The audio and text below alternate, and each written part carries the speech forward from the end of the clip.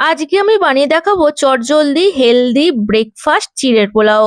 প্রথমে একটা বড় বাটিতে 2 কাপ চিড়ে দিয়ে দিলাম। চিড়েটাকে ভালো করে ধুয়ে নিতে হবে 3-4 বার। ধুয়ে নেওয়ার পর চিড়েটাকে একটা থালার মধ্যে ছড়িয়ে ছড়িয়ে দিতে হবে। তাহলে কিন্তু একদম ঝরঝরে হবে। এটা রাখার পর কড়াই বসিয়ে দিয়েছি, গ্যাসটাকে অন করে দিয়েছি, দিয়ে দিলাম সাদা তেল আর সমস্ত ড্রাই ফ্রুটস গুলোকে আগে আমি ভেজে তুলে রাখছি।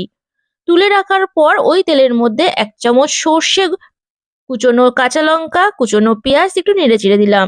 এবার আপনাদের বাড়িতে যা যা সবজি থাকবে সেই সবজি দিয়ে ভালো করে একটু নুন, হলুদ গুঁড়ো, চিনি দিয়ে ভেজে নিতে হবে। ভেজে নেওয়ার পর এবার এই সেদ্ধ চিড়েটাকে আমি দিয়ে দিলাম, খুন্তি দিয়ে নেড়ে চেড়ে দিচ্ছি। কিছুক্ষণ নাড়ার পর ড্রাই ফ্রুটস গুলো এর মধ্যে দিয়ে দিচ্ছি। দিয়ে দেওয়ার পর আবার কিন্তু ভালোভাবে ভেজে নিতে হবে, আর গ্যাসের ফ্লেমটা একদম কিন্তু লোয়ে রাখতে হবে। এটা একদম হয়ে গেছে, একদম